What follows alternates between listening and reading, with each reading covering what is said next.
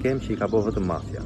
Ka bo mafja në Itali, ka bo mafja në Amerikën Latine, në Amerikën e Veriut, pra është skem tipike e përdorur vetëm nga mafja, vetëm Shqipëri, e Shqipëria ka kryeministrin mafioz ndoshta, ka përdorur të njëjtën skem, pra e ka përdorur të njëjtën skem që ka përdorur mafja gjithashtu. Tani çka kanë bërë?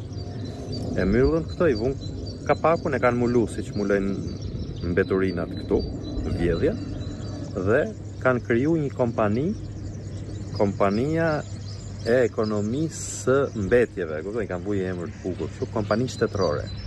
Pra siç bëjnë me koncesionet e tjera, me koncesionet e shëndetësisë, me lloje të ndryshme të koncesioneve që bëjnë këta, hapin koncesion, vjedhin bashkë me emra biznesmenësh që avën aty, vjedhin ato, pastaj e rikthejnë prapë në shtet.